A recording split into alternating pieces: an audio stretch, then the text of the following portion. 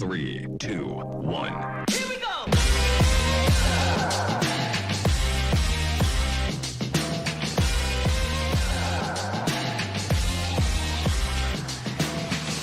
Good morning, good people. Welcome to A to Z Sports Live on this Thanksgiving Day Eve. We're streaming live on YouTube, and of course, I am your host, Will Skywalker. Still, boom! I had to give y'all a hearty boom because I got my boy Akoye Media in the building today. Yes, indeedy. It's Akoye Wednesday. Right before Thanksgiving, we're going to break down this Washington game. Cowboys, Washington on Thanksgiving. A lot of good things to look at here. But before all that, we're not going to do the roundup individually. I'm going to talk to Akoye about a couple of these things I got in my notes here. The practice report dropped. Something real interesting. Got to talk about it. And then, of course, all the rage yesterday was about a particular player that was released. So we'll discuss that a little bit too, man. But like I said, ladies and gentlemen, it is Thanksgiving's Day Eve. If you haven't went out and got your greens, beans, potatoes, tomatoes, make sure y'all, you know what? Look at here. Look. I got beans, greens, potatoes, tomatoes, lamb, rams, hogs, dogs, chicken, turkeys, rabbits, you name it. Look. I got beans, greens, potatoes, tomatoes, lamb, rams, hogs, dogs, beans, greens, potatoes, tomatoes, chicken, turkeys, rabbits, you name it. Beans, greens, potatoes, tomatoes, lamb, rams, hogs, dogs, beans, greens, potatoes, tomatoes, chicken, turkeys, beans, greens, potatoes, tomatoes, lamb, rams, hogs, dogs, beans, greens, potatoes, tomatoes, chicken, turkeys, rabbits, you name it. Beans, greens, potatoes, tomatoes, beans, greens, potatoes, tomatoes, beans, greens, beans. Oh, man. Can y'all tell this is one of my favorite holidays, man? I love it, man. That will forever be a classic. You get Cowboys football, and, of course, you get Akoye coming through talking Cowboys football with your boys. So let's get right into it, man. What's good with you, bro? Hey, man, what's up, man? What's up? Thanks for having me, man. Appreciate it. I appreciate having fun with it. The work you've been doing, man. Like I call you the film god, the film godfather, guru, you, all that. Thank you. But I promise y'all, what I love about what Akoye does, if he see there's some narrative out there, Mr. Prove It with the film will quite literally go right then and right there. Doesn't matter what day it is, what time it is. All right, let's go talk about it on the film, man. Let's go talk about it. And he'll put the work out there for you to see as well. So I appreciate that, big bro.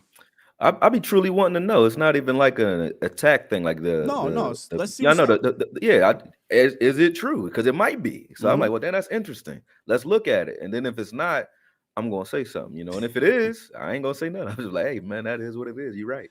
Facts. I call you all the time, like, yo, I don't know what you're looking at, but you're looking at it because I just saw it. You'll text me something. I'll text you, and I won't even be looking at the film yet, and then I'll go find it, and I'm like, oh, he on it because I see it. We gotta be, man. We gotta be. Yeah. There's a player, and then I'm gonna bring up this practice report real quick that is also noticeable on film, whether you want to call it good or bad. But let's take a look at this practice report real quick, Cowboys Nation, because it's a short week, and Tuesday's practice report I think is an important one. I don't know that we can kind of scoff at it. You got CeeDee Lamb who's back full. You got Terrence Steele who's back full. Tyron Smith got his normal day before type of break. It's a DNP, but it's a keep Tyron on a rest schedule type of DNP. Tyron don't need to practice. He don't need to practice. He don't even need to show up at the start. Yeah, bro. Just show up, man. just meet me on Sunday. Crib, watch film. We're good to go. He need to get Zoom meetings. Yeah, he need to go back to the COVID protocol. Right? He the only one. Fact. Keep him contained. That he got COVID, y'all. Peyton Hendershot, he's back full. Michael Gallup did not practice, but the two interesting names here. I want to start off with Rico Dowdle. He did not practice again, dealing with an ankle. Now he didn't really practice all week last week, and he played. Right. If he doesn't, I think we're going to see Malik Davis called up, and honestly, I think we should see him called up anyway, just to protect ourselves. Yeah, what you think about that? Yeah, I mean, I agree. I think if Rico's not there, I think the reason we weren't using Tony in the weeks prior to weeks post, the Arizona game, is because that Rico had hurt his hip again in that Arizona game, so they were sparing Rico a little bit, and that's probably why we weren't seeing Rico, and that's also why we weren't getting the same heavy dose of Tony that we were getting initially, Right. because they knew they didn't have anybody behind them. So you definitely got to pull up Malik, or find something to do with Hunter if Rico's not going to be ready. Yeah. Here's the big one though. Jron Curse. Oh yeah. Back-to-back DNPs with a back injury. And there was a point in time, and shots out, I can't remember who it was who hit me up on my DMs and Twitter and was like, "Hey Sky, I noticed that, Jron went out the game, and I wasn't sure if he was benched or it was injury." And I was like, well, I don't think he was benched, but clearly it was an injury, and he's dealing with the back, which means, 2 DNPs. I get it's a short week. This could be nothing, but it's a back injury, man. And I don't know if you want to mess around with that, which means, though, that Wanye Thomas could be getting more rep. Yeah. That's what we need, actually. And, it sucks because like I said, same thing I said about LVE going down. It's like you want to see what those guys can do, but you don't want to see it happen that way. And it kind of sucks for J-Rock too, because he's a vocal leader. He's a leader in that locker room. You don't want him to be injured to get Wanye on the field. But I know he doesn't want to be injured right now either, because all Wanye need is just a little taste, you know what I mean? Just to show guys what he can do, flashing, making plays, and changing this defense. If you have Wanye going sideline to sideline and manning up with tight ends, and then you got Bland on the whole side that you can't even play with, like those are 2 playmakers, both deep and intermediate, that that give offensive fits, because they're wild cards and they want the ball. They're great ball hawks. And this is on a team where we got guys that got pretty decent ball skills. You would say Gilly and Hooker, they're pretty good when the ball is in the area. But you got those guys that just have it, and that's a Wanye. Diggs when he's healthy, and Bland definitely have that it factor when the ball is in the air. Like the ball is theirs. So I would love to see him on the field. I feel like it's a noticeable difference from a physical standpoint and like athletic standpoint when you see him. Even when the play isn't made, right? You just see like when he tried to rip that ball out from Thielen. Right, I'm like, it just look trying to mug him. Yeah, he just looked like he don't like you very much. You know what I mean? But you're right. One thing I noticed, and correct me if I'm wrong here, man. And again, not a knock on Jron. Now that we understand what's happening with his back, this could be the reason. But I was watching some of these run plays, right? We didn't have great run fits. Yeah, he ain't put his head in there. He wasn't even. It was like he was not trying to deal with any type of contact coming downhill and filling his lane quick. So you noticed that? Yeah, and that's not that was the one thing when people were coming at him this season. I'm like, yeah, you could say his hips look a little tight, pause. He's not getting in and out of his cuts that great. I would give you that in space. He's manning up okay with the tight end. And then he was coming down and making plays against the run very effectively for us this season. You know what I mean? When he had to, there was a couple of cutbacks that, if he wasn't there, they were big plays and he came down and was smacking, but not in that Carolina game. He didn't want that. So that was uncharacteristic of him. He wasn't putting his head in there. He wasn't making those striker type of plays that he can make. Like he likes to hit, he's physical. So yeah, I didn't see that. So yeah, definitely something was wrong. And then you even see on that play that he got back shouldered when he got pushed. He never really put his foot in the ground and tried to regain leverage. He just got pushed back, and it was just like it's over. You just absorbed all of that. Like what? That's not like him. You know what I mean? Yeah, that's he's more physical. I would have rather him kind of get the penalty back. Like what happened a couple weeks ago. Yeah. Shouts out to the Bomb Squad, by the way. Bomb Squad. Appreciate y'all in the building. Me and Akoye talking Cowboys. This Thanksgiving's Day preview. And one of the things I had wrote down here was, honestly, I don't think this is a bad time to see Wanye against this Eric Bieniemy offense. Right. Because they're going to air it out. I mean, they're obviously going to do some runs, but we were talking about this a little bit backstage. They're running really to just kind of stay efficient, stay in front of the chains, and set you up. But they want to air this thing out of Akoye. So before we get into that, which is a bad segue by me because I forgot we wanted to talk about this next play. Appreciate it. Before we get into Eric Bieniemy, so that's a tease, really. I want to talk about a position group that's been very controversial for the Cowboys, and that is the linebacker group. Mm-hmm. And there was a player released yesterday. They're going to snap on you. Go ahead, Leonard. They're going to snap on you. Skywalker like to start fights. See, like, you want to fight?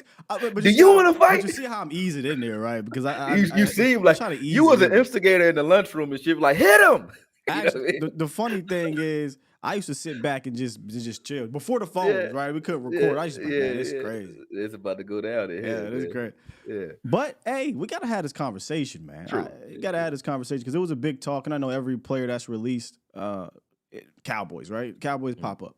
But this one I get because of the situation at the linebacker room in regards to you really only have two linebackers. Like, let's just be real. You have two legitimate real linebackers. And then we got Marquise Bell's doing the best he can, and he's doing a fine job. Yeah. You know, given the circumstances. Right. He run at him, put a body on him. It's tougher. Mm-hmm. Nonetheless, though, Darius Leonard was surprisingly released the other day after signing a major contract a few years ago. 3-time All-Pro, only 28 years old, Akoye. Mm-hmm. But he was dealing with some back injuries. He had back surgery, I think, last year that kept him out for a while. Right. And then this year they get a new defensive coordinator. Right. And the coordinator, apparently him and the coordinator, his responsibilities are just weren't on the same page. Right. So Darius Leonard actually spoke about this. And when this happened, just initially for me, I was surprised because I'm not following Colts and any of these fans out here faking the funk. Y'all not following the Colts. Y'all not watching the film of Darius Leonard. You don't really know what's going on. I just heard the name and I'm like, okay, he's not old. I know he was dinged up a little bit, but what's the deal? So you do some research. You find out there were some back injuries. You find out that there's a new defensive coordinator. And they even asked Darius Leonard, Koye, what's the difference this year compared to previous years? And this is what Darius Leonard had to say about his specific role. If I can find it. Here we go. Yeah, I mean, I think I'm very similar to what I've seen on tape maybe 2 years ago, but just different this year. I'm either hammering the ball back to Zaire or spilling it to the safety. I'm not as free as I once was in defense before, so it's kind of hard to see those splash plays because like I said, I'm either hammering the ball back to Z or spilling it to the safety. I'm not the free guy. I don't blitz, so it's kind of tough to make splash plays when you just got to do your job, and then on third down, you're sitting on the sideline, being a cheerleader. So, that's the only difference. So I just got to go out and continue to just be the best version of myself, play with great technique, play with great effort, and then just, when the plays come, just do my job and hopefully get out the field. I thought that was important to hear, Akoye, because that provides a ton of context for those of us who don't study or watch Darius Leonard a whole bunch. However, you did a film session yesterday on Darius Leonard. Long one. So he putting in the work. This is why I've proved it with the film. Let the people know what you saw on film about Darius Leonard. He's an honest guy, man, because that's exactly what I saw on film. I didn't see a guy that looked like he was playing like we just said Curse is playing in the Carolina game, like shying away from contact or not able to assess what's going on, slow. He wasn't any of those things. He was getting to his spots. He was getting everybody in position, like a lot like we like LV doing. And I don't mean to compare him to LV as far as his play. I mean the mind. His mind is there. But when he was asked or when he had opportunities to come down and lay the wood, he was doing it. So I don't think there's a problem with Darius Leonard, to be honest with you. And we can talk about his back injuries from before, but I only care about what I see on the field now. In the last 3 games he played, he had 30 tackles. So he's averaging 10 tackles a game in the last 3 games he's played. So obviously he can still find the ball. He's not afraid to put his head in there. He's not missing tackles. He's missed about 5 tackles all season, which isn't crazy, and I saw a guy that understands where to be, got everybody else where they needed to be. But the thing is, Zaire Franklin stepped up when he was out. And now when you are defensive coordinator trying to put, and you're a new defensive coordinator, and you're trying to put a defense together, you're not going to build around the guy that wasn't here. You're going to build around what you got.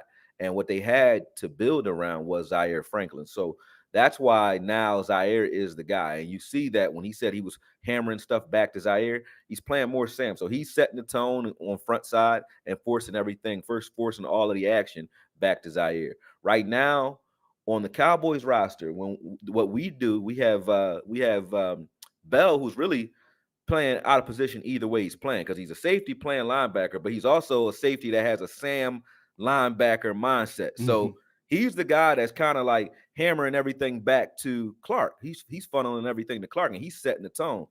So we have that here already with a guy who comes in and slashes. The difference is when you go right at Marquise Bell, he's always going to be an undersized guy. And I don't see on film Darius Leonard having any trouble shedding blocks, making tackles, putting his head in there. He's not a tentative guy. He's not playing, like he's hurt. So the notion and the stuff that everybody's saying about him, like he's some wounded duck who can't play anymore, that's less the story. That's the narrative that, conveniently works out for the Colts and works out for the coaching staff.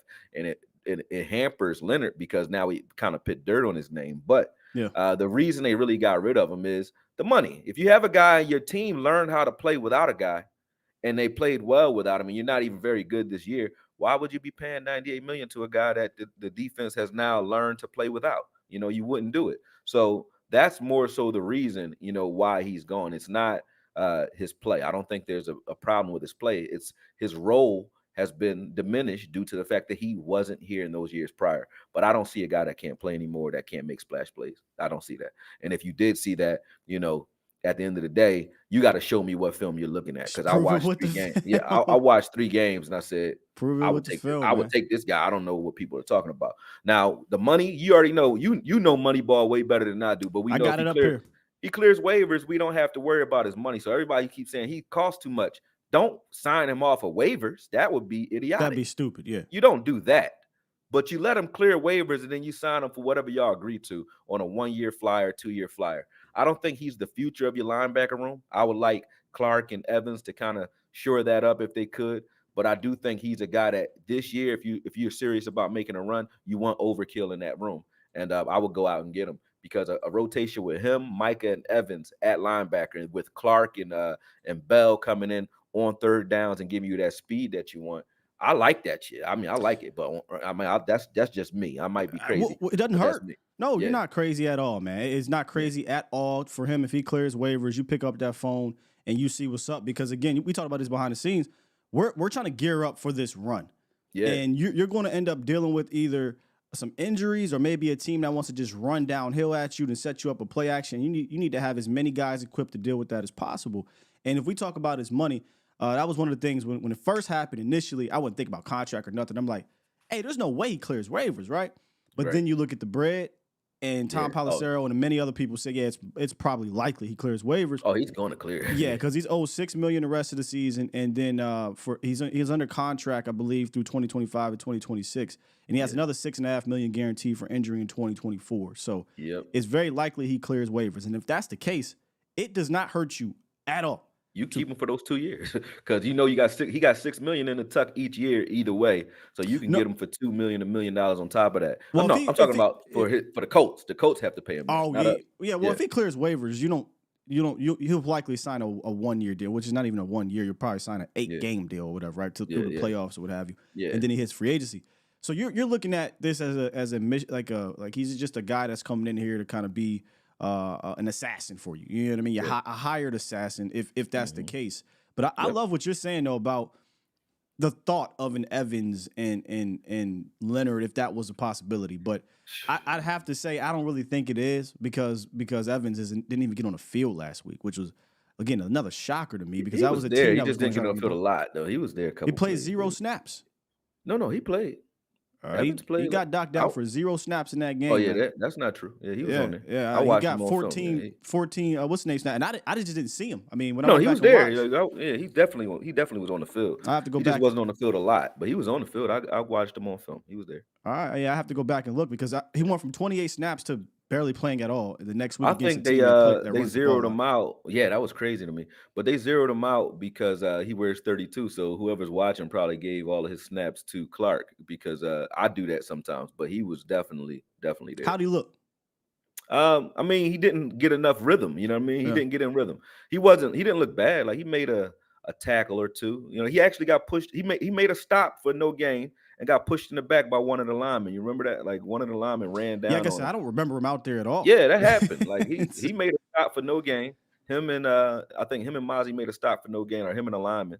And then he got shoved in the back, driven, past the quarterback after the fact. So I remember that play. So I know he was there. He just didn't get a lot of snaps, but he played well. He wasn't playing bad. You know what I mean? He just didn't get a lot of snaps. And I think they keep doing that because they want, like I said, they want Wanye and Clark to kind of be the guys. You know what I mean? Because they were here already. I mean, yeah, not Wanye.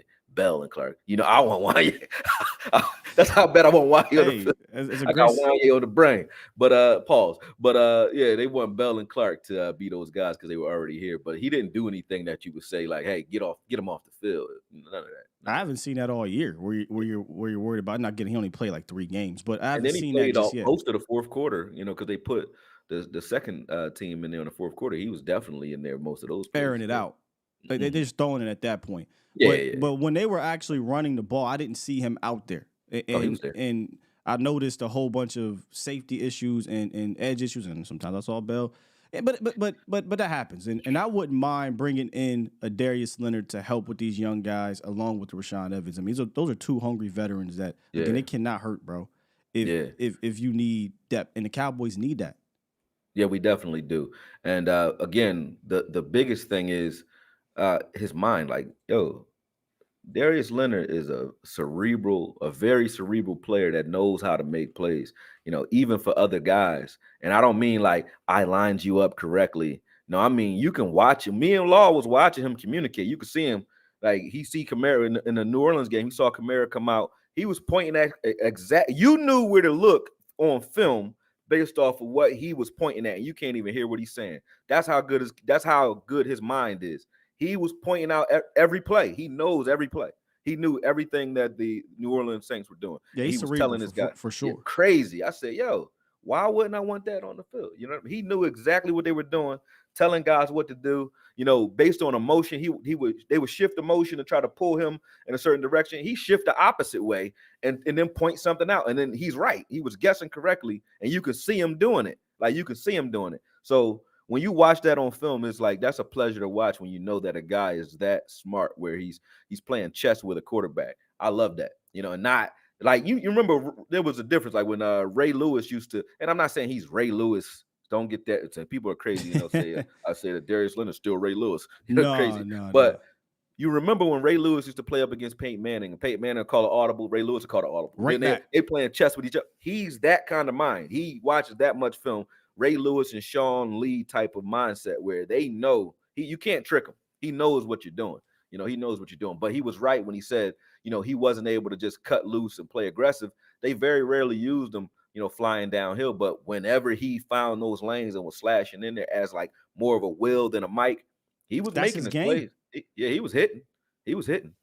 And last thing on it, we do know one thing, that Dan Quinn, he'll get the best out of certain guys. If you got it in you. If you don't, I mean, it'll work out. They'll move on. Oh, yeah. But we've seen him take journeyman, and he's not a journeyman. That's the thing, right? Like, Darius Leonard is not a journeyman. He's just a guy who was an all-pro a couple years ago who got hurt and new defense coordinator, and it's not working out. So to put a cap on it, he clears waivers, I'm 100% picking up the phone. I'm 100% picking up the phone. What's going to hurt? You're not paying top dollar for him. He already got money from the Colts. So he's going to take whatever you're going to give him. He knows he's not coming in here as a blockbuster guy. So he's not taking a lot of money off your cap.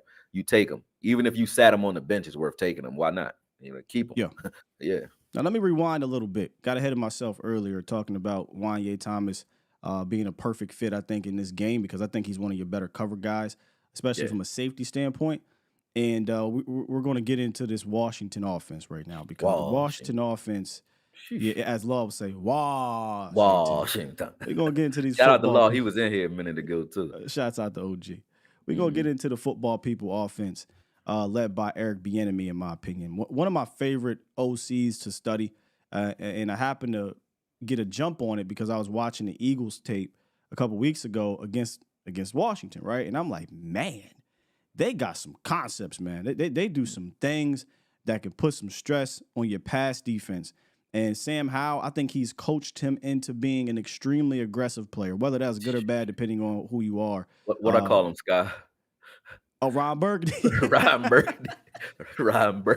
Whatever you put on that call sheet, he's gonna run it, you know, to the max. Boy. It's like Ron Burgundy. Whatever you put on that teleprompter, he's gonna read it. You know what I'm saying? He's Ron Burgundy of quarterbacks, man. They lead the NFL in passing attempts, and they're 31st in rushing attempts. So that tells you right there, we don't give a damn about running this ball. We're going to run it to set things up, but we want to air this out. And you're right, because both Gibson and Robinson, they both average 4+ yards per carry, so they can do it.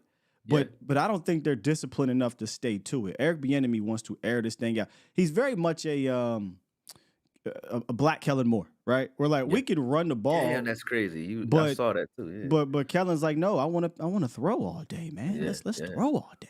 Yeah. And that's what they're going to do. And like I said, man, he's one of the more creative, conceptual coaches, I think, in the league. And when I talk about him being aggressive or coaching that aggressive nature into Sam Howell, just go look at it, man. Go look at the film. Go look at the stats. He has the second most 20-yard attempts in the league. Doesn't mean he's always good at it. He's 26 in the league with the completion percentage in doing so.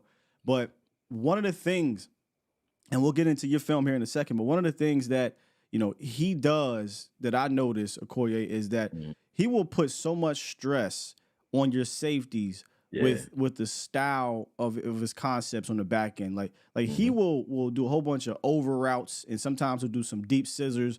Sometimes he'll send a guy from one side, from one side of the field to come over, and he'll put your safety in a damn bind. And here's one of the plays that I took notice of, and it comes out of motion too, by the way, where he has the tight end going motion just to clear it out. And he has a scissor route by the wide receiver, an over route by the wide receiver, and right behind that, he's got Logan Thomas coming behind, and he puts your safeties in a bind, makes you decide. So if you don't get to Sam Howell, they can hit you with some of these type of plays, Akoye. But you remember that play in the Eagles game? That's the same play. The Eagles game where he beat Reed for a touchdown at the end of the game. Same exact play, that scissor route. Like, they run it a lot. They did it against Seattle too. Beat Seattle with it too. So you're going to have your hands full deep. And then, there's a counter to that, and we're going to talk about that. But yeah, it's just crazy. Yeah, so you got to get to him, bro. If you get to him, he's problems. He has issues. He's one of the worst pressure quarterbacks. He's got 9 interceptions when he's facing pressure, and that was kind of similar to last week. We talked about getting to Bryce Young.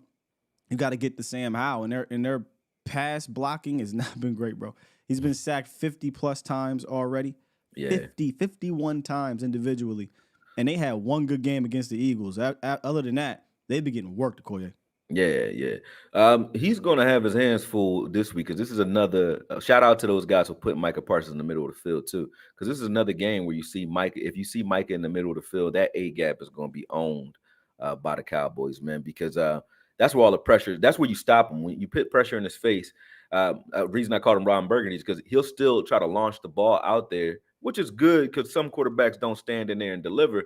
But he's just not as good as delivering when that pressure is in his face, though. Like a la Dak Prescott when he was getting hit in that Giants game, and he actually had to, put it on a dime to Cooks. Howell's not that guy. Howell throw an air throw when pressure's in his face, and it's usually an interception or a pass breakup when he does it. But he gives you opportunities for turnovers with that. So if you pressure him up the A gap, and the reason I say the A gap is because they kind of want you to spill out on the edges and be over aggressive in the C. Just step right up. Yeah. He steps up or he steps around you and he kills you on the edges. And I have a lot of film of him doing that. So you're going to get something on the outside, but you really want to contain him, not because of his running capability, but because of his extension capability. When he gets on the edges, he keeps his eyes upfield and he will hurt you, especially to those running backs. It's like it's designed in his offense. So you don't want him out on the edges. You want him in the middle of the field, and you want pressure in his face. One thing I noticed when taking a look at some of the numbers on them, and it matches up with the film, Washington, they're about middle of the pack when it comes to motion, pre-snap motion, things like that, 51%, 13th in the league in usage rate. But this was an interesting one. When they do the motion, 70% of the time, it's a pass, which is number 1 in the league by far. They are worst in the league, or they use it less with the run. So if you see a motion, 9.9 times out of 10, well, technically 7 out of 10, 7 out of 10, they are throwing the ball. So I think that's a tell, man. If I'm a safety, instead of biting on potential play action with some motion, maybe I stay back because I know that there's a play action that might be behind that, because they're number 1 in the league in throwing out of a motion on our offense side of the ball. Right.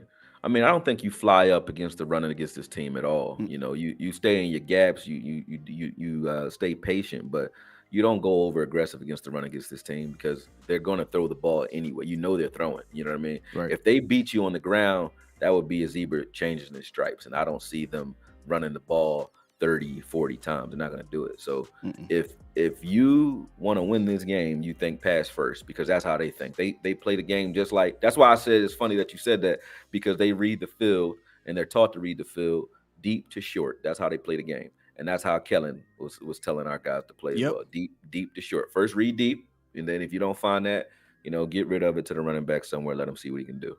Last thing before we get into the film, they got some weapons, Akoye.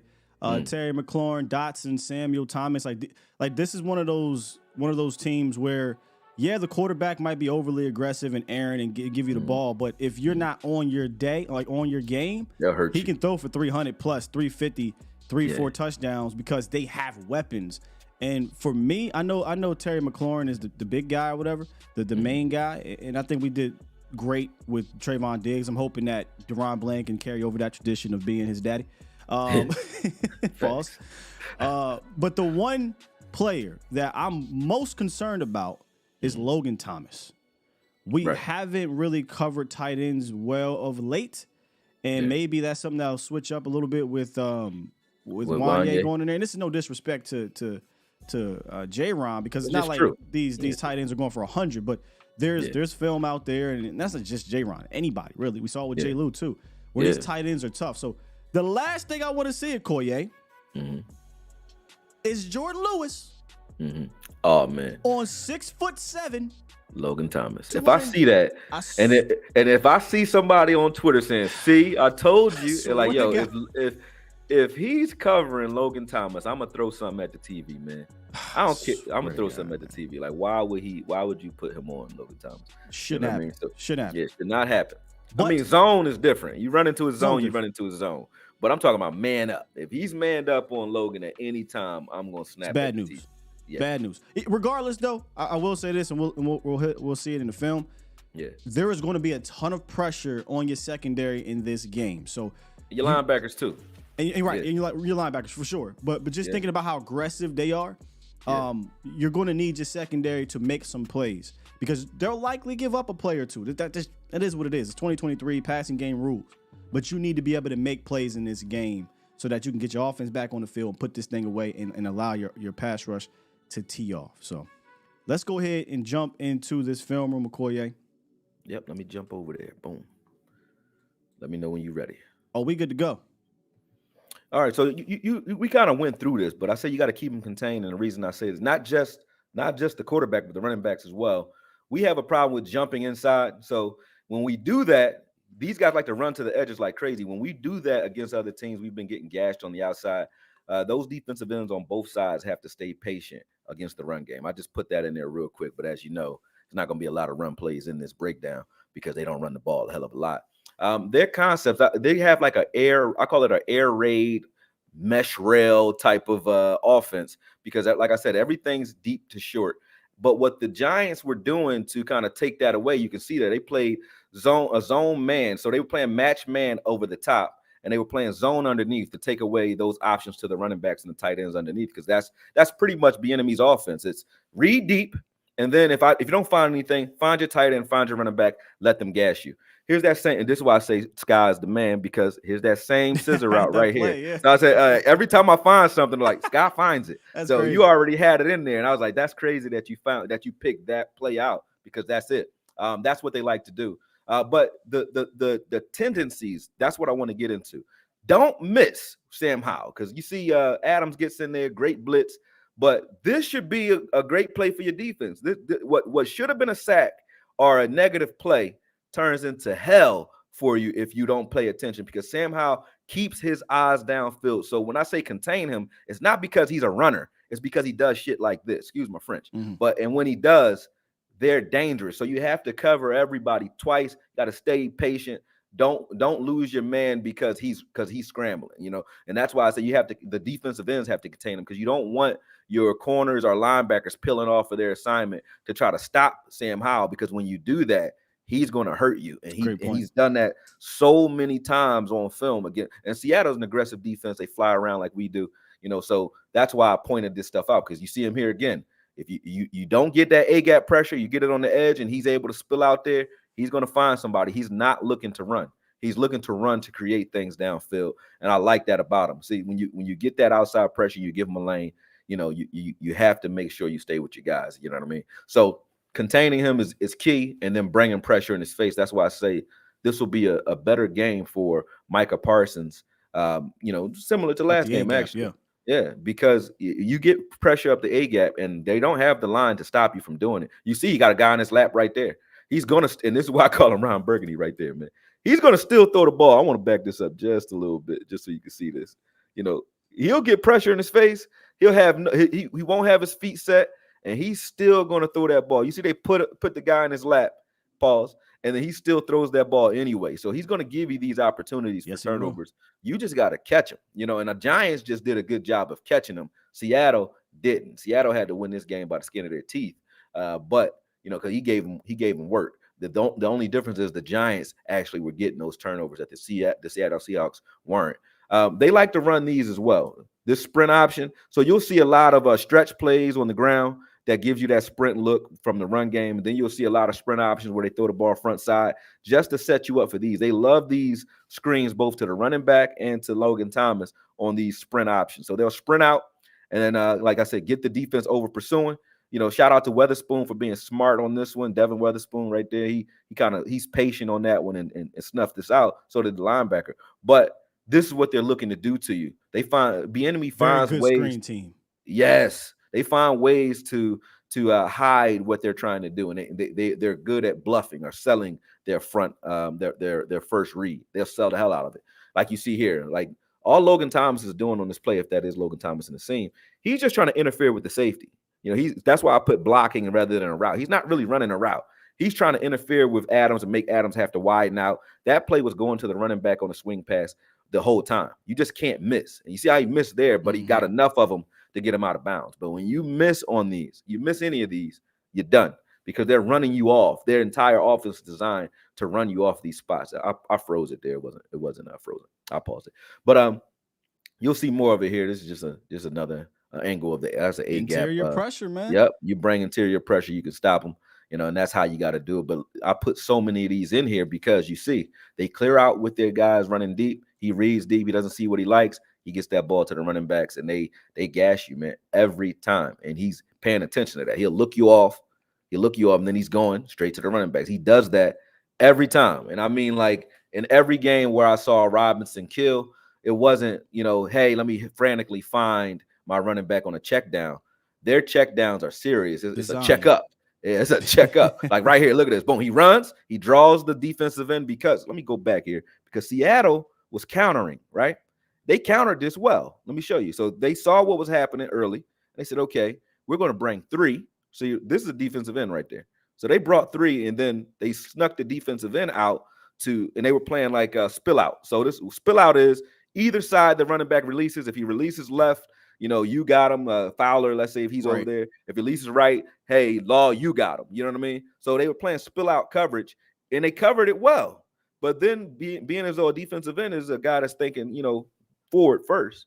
As soon as Howell engages, he goes up to try to stop Howell, and then all hell breaks loose. You know what I mean? This is what he does to you, and he does this on purpose. These are not scramble drills. This is what they like to do, and because they do it so often that they're not playing. This is not hey, I just we've had plays where we have guys who spill out and on a scramble drill, and it's a big play because of it, like that touchdown to Tolbert.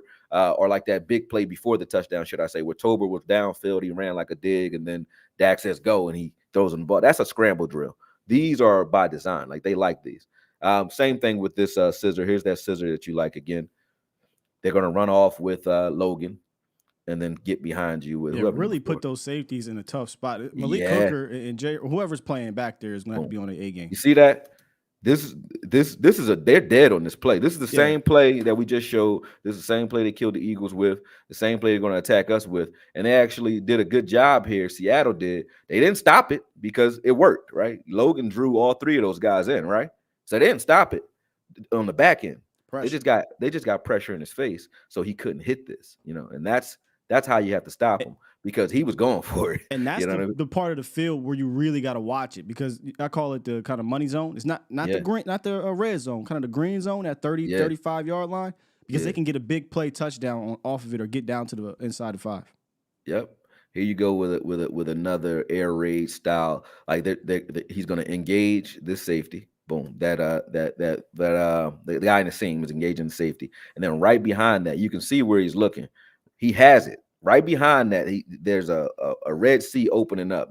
I paused it there. You can see what they're developing right here, because the safety now, this is Adams, I think. He sees this running back because they've been gashing you so far underneath, they're making you choose. So he's gonna dart towards that back, and immediately Howell's looking at this. He's trying to make this play because he's gonna have space right there behind him. That's a touchdown if he can get this ball off to whoever that is. I think that's McLaurin right there breaking off, but that's a touchdown if Howell can get this ball off. It's just that Seattle did a good job of getting in his face on this play as well. But you can see what was happening on the back end and why it was like, yo, you're dead, man. If you don't get A-gap pressure, and it doesn't matter. You guys are going to be pissed off at Hooker if we don't get pressure, because you're going to say Hooker's not playing well. He's a single high safety. He has to choose somebody.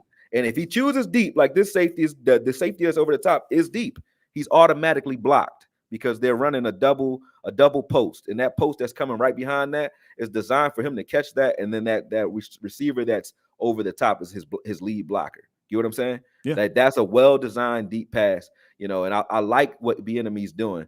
But if you don't stay, aggressive up the A gap, they are going to kill you. And that's why I say set the edge or die. You know what I mean? Set the edge or die. Same thing versus the run. You don't set those edges. Your defensive ends are jumping inside instead of staying outside. They're going to do this to you all day, and they keep doing it. They do this to you all day long. So when we say they don't run, that doesn't mean they can't run. They can run, and their running backs are actually the threat because they make you choose. So if the way their offense moves the chains is the running backs. They don't have what you would call a traditional possession receiver that's going for first downs and chunk yardage here and there. You know what I mean? 5 yards here, 5 yards there. They don't have a Thielen type of guy. This is what they do to create that type of stuff. They create mismatches with their running backs, and their running backs run routes. This is a good arrow route, boom. And they do this to you all day. And they're not like little, 5-yard plays. Those are chunk plays. This is how they design it. So they will stress your linebackers out too. You can see these routes here. They're running a post in the seam just to go draw the safety. He's never attempting to throw this ball across the middle of the field unless they blitzed from the slot. Other than that, that is never going to be the read on this play. Nor is he attempting to go outside unless he just loves what he sees in that matchup. And from the beginning of this play, this is going to Gibson the entire time. They're trying to ISO Wagner, and they do a great job doing it. So it doesn't matter how good you are. They're going to stress out your secondary and your linebackers right there. They have an ISO right there on the edge with Wagner, easy touchdown, and that's to Gibson. So they throw the ball to their running backs like you would throw to receivers, and they're dangerous because you don't see many routes where backs are going out that deep. But this is designed all day long. Look here, boom. Every time you get pressure and it's not A-gap pressure, that's what's going to happen to you. Every time. That's what he does. He'll get away from it, and then he'll find his backs, and they'll run up the sideline. But when you make sure you get up in his face, and you will have an opportunity to do it, like you said. I don't know who those guys are, guard to guard, but they can't stop shit in there. I can tell you that. But yeah, when you get in his face like that, you got opportunities, and he still will try to launch that ball deep on you. Look at this concept here, man. This is why I say, like, you don't get in his face. Watch what happens to you deep. Watch what happens to you deep. And Seattle covers is good. Look, but he has too much time in the pocket. That seam route is just drawing. I don't know if you can see my arrow. Yep, Can you? We got you. Yep. Yeah, that seam route is drawing all this attention in here. And then McLaurin, if that is McLaurin, I don't know if it is, but he's bending out just to be patient enough to allow those safeties to converge. And watch this. They get underneath this route, and he just has that little pocket. You don't think that a quarterback would try to make that type of throw. He's going to put that ball in there, and this is a touchdown. I was surprised by the fact that he tried that late developing throw like that, and he did. But you see, the lead blocker is the receiver that cleared out. That's how they like to run it. That was McLaurin actually lead blocking on that one. But that's how they run it. They'll run a guy off. This is all B-roll after this, just kind of confirming the stuff that we just saw. But it's not like all cut up with all the graphics. Right. But you can see same concepts over and over again. To the tight end or the running back, they'll run you off.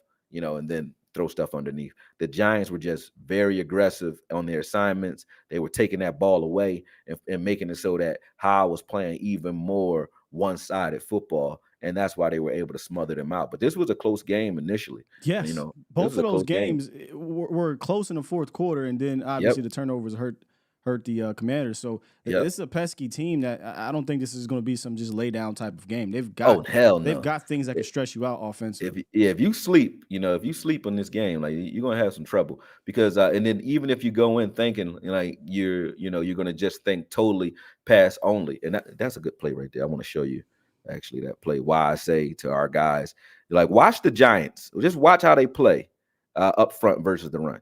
Just watch how they play. Like they do not, neither one of those defensive ends. Watch the defensive ends on each one of these plays. They never cut inside. They're always they let their interior linemen. Yeah, I mean they let their interior linemen do their thing, but they still eat whether it's a screen or not. They're not firing off and trying to jump inside. Even if you get some yards in there, they're like, look, man, we're staying home. They stay home on those edges and let their guys on the interior work, and that's why they were able to do this well against them. Like, look here. Instead of jumping in that B gap, he still has his shoulder outside that tight end. And that's why he's able to peel off this and still kind of affect his play because they're not overly aggressive on the edges. You have to be patient on the edges against these guys. You have to. Over pursuit will get you in trouble at all three levels with this team. Yes. 100%. See, look at their defensive ends.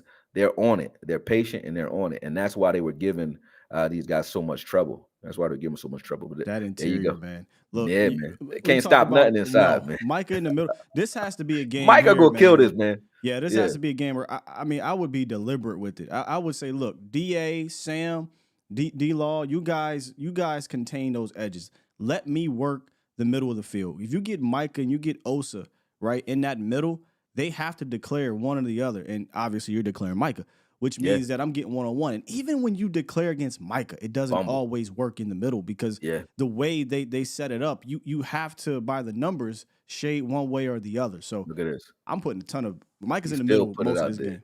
That was Ron Burgundy. Yeah, he wild. He still go put that out there. Like, you don't throw that football, man. You don't make that throw. That was just crazy. But yeah, you have opportunities as long as you stay patient on those edges. There you go, see again some A-gap pressure. And but look, he spills out to that. That's why I say, like, this is not a fluke. This is what they do. They get a lot of big plays to their backs due to that. And Sam Howell, if you don't get pressure on him, he will dice you up. Mm-hmm. He's a gunslinger for sure. So good quarterback. I actually like him a lot. I think that squash buckling, he kind of reminds me of Tony when he first came in and kind of go. Yep. Making plays and wasn't a whole lot and throwing interceptions and throwing picks. Yeah. Yeah.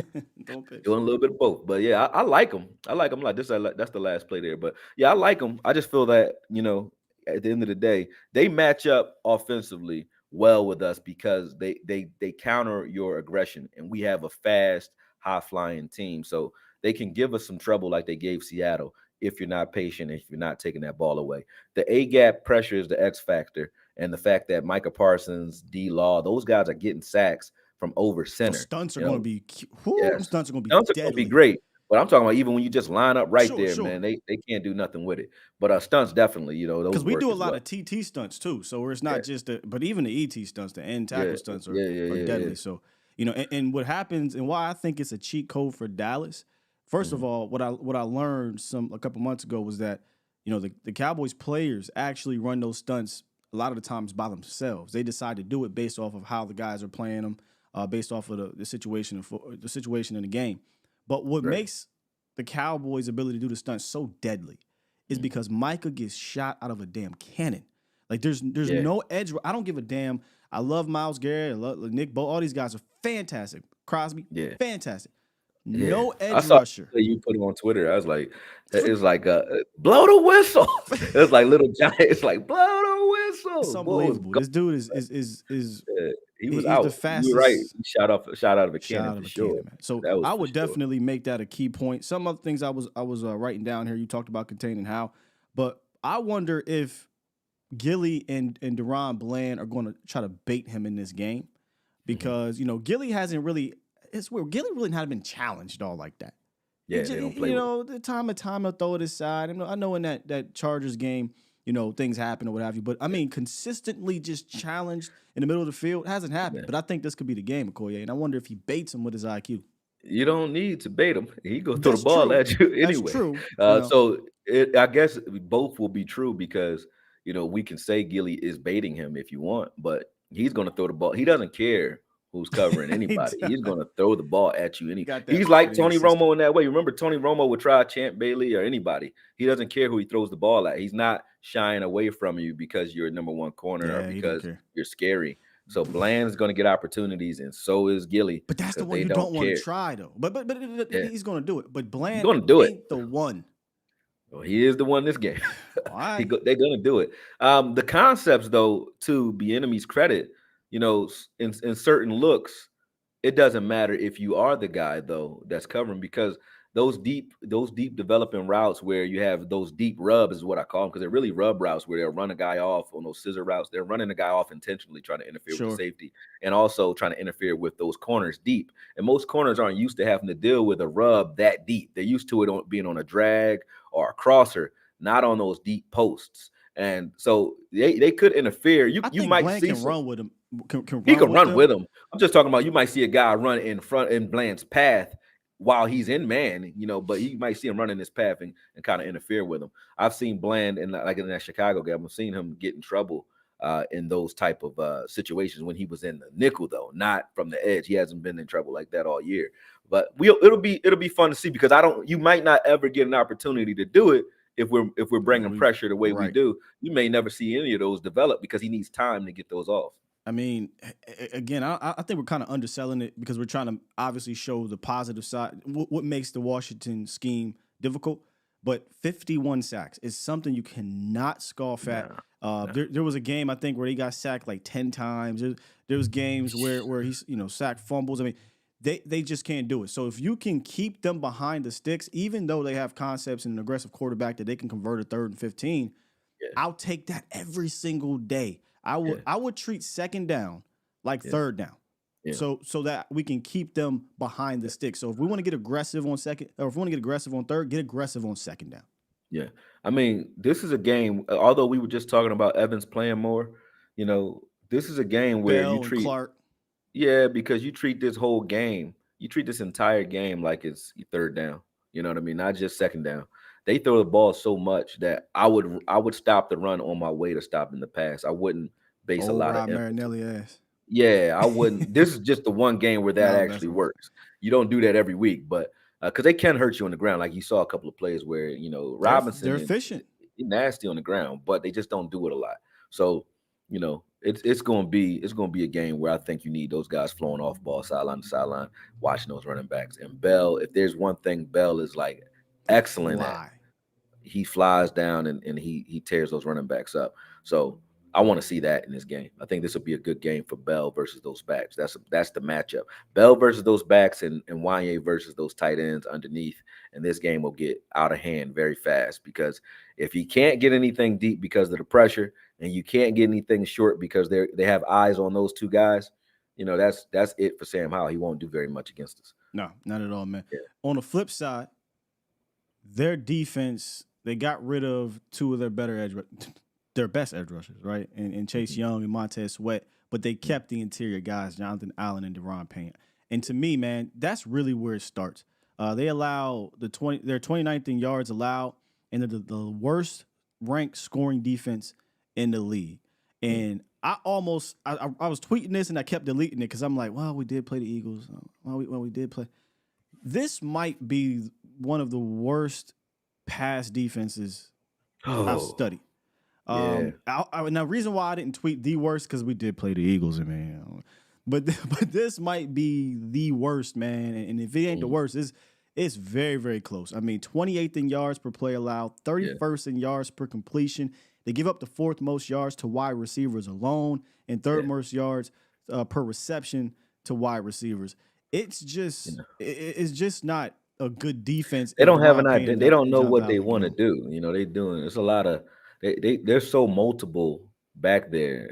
Zone, and then they'll get tired of that. Try man, get beat that, go back to zone, and they just get beat every way you can be beat. They've been beat in the air. You're right. You're right So about that zone. and you could see in the Eagles game, they kept switching. They're like, all right, they're going to man up. Then they got beat playing man. And they say, all right, well, let's zone out. They got beat playing zone. Then they say, let's play too high. They got beat doing it. So it's like, oh, shit. Every way that they countered, they were getting beat. So you're right. They are horrible in the air. They need to get home. They're the type that Jron Payne, Jonathan Allen, at one point it was Sweat and the other kid, Young. If they get home, that's what they lean on. Then they'll be able to try to make some plays back. It doesn't happen often. But one of the things I noticed as well, and you can see it a little bit here in some of the film, if you put any type of combination on one side of the field, their safeties and corners have no clue. They have no clue. If you do any type of misdirection, any type of play action, and you got two guys running a combination route on one side, the safety and or that corner are just completely toast and completely lost. And one thing the Cowboys have done well, whether it be against man or whether it be against zone, when they want to, because I don't think we did a bunch of it against the Panthers, because I think we were kind of just chilling until we got to this, to be honest. They can put stress in your cover 2 or cover 4, whatever you want to do really on that side. They can stress you out conceptually with some high-low concepts, with some like double posts, as we saw, some scissor concepts. I think all of that is going to trip up this defense of Akoye. And as long as we can block up that interior, and we've been having some fights, Aaron Donald, Fletcher Cox, Carter, Davis, last week Derek Brown. As long as you can block it up when you need to block it up, there's going to be nothing but space and opportunity, because that zone feels so. Look, check this out. Their zone feels way more like it has so much width to it. Spacious. So much width to it. Like that one play we had against Carolina where we went zone, and I think Thielen had a 10-yard catch. I'm like, why is nobody in the middle? Nobody was in the middle of the damn field. Yeah, it's like they run zone like that though. It's but like, is this zone? The Panthers run a compact type of zone.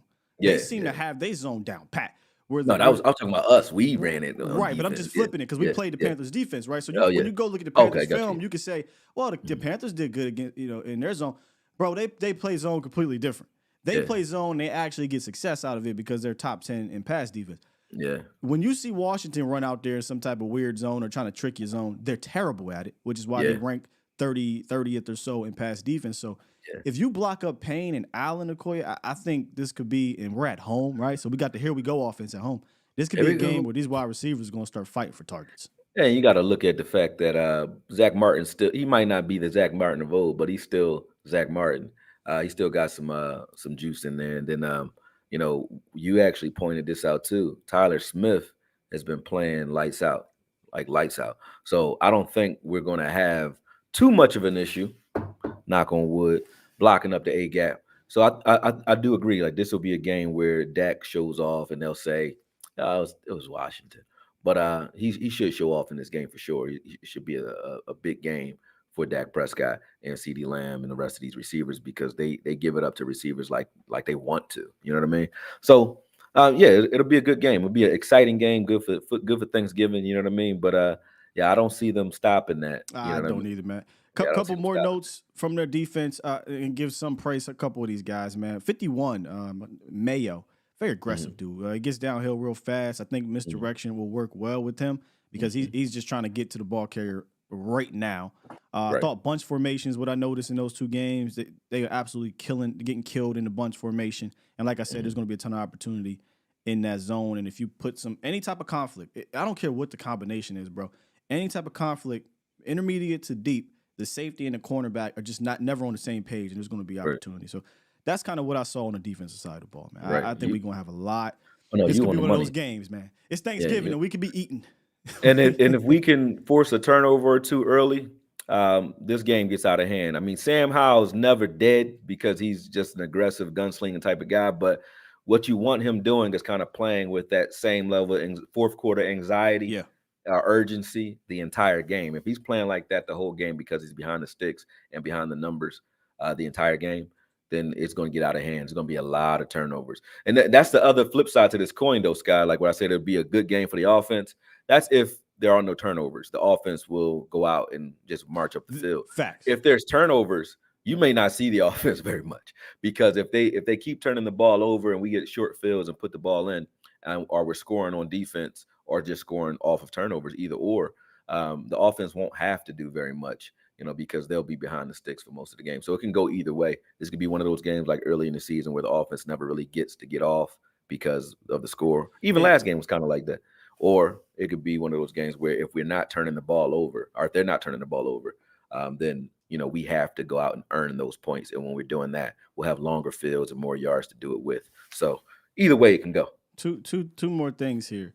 It is a short week. So that is something that I think always plays into the advantage of the lesser team. What do you mean, Sky? Here's why. Because they have nothing to lose. They're going out there, even if they're wounded, you're wounded too. Believe it or not, the injury report may be clean tomorrow, right? But everybody's banged up. That 3-game turnaround is not normal. I don't think it should be 3-day turnaround.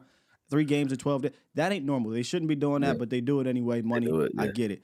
So our guys are going to be banged up. They're playing out their sore. So will Washington. But they'll have that situation where they could say, all right, we just need maybe a stop here. Or we just need to score here, put pressure, turn the ball over. And they just kind of dig down and by any means necessary. Where Dallas, hopefully mentally, they're not out there saying, all right, let's coast. Because one thing Washington has done in years past is play you tough. We understand they beat you on the road at the end of the season last year. And it's a 3-day turnaround. And another thing, they still got Deron Payne and Jonathan Allen. So I don't know if this is a game you're going to just be able to run the ball willy-nilly. You just need to remain efficient when you do it. Right. I agree. Let's get to some Ask Akoyes, and we'll talk a little bit about those. I got some, my bad. I got some. You got the music. That's what you got. A little bit, right? Some super chats I'm going to get to while we get some Ask Akoyes in the chat to close out the show. Shouts out to my bro, man. I mean, we could talk ball for 15 hours. I swear. Y'all think I'm playing?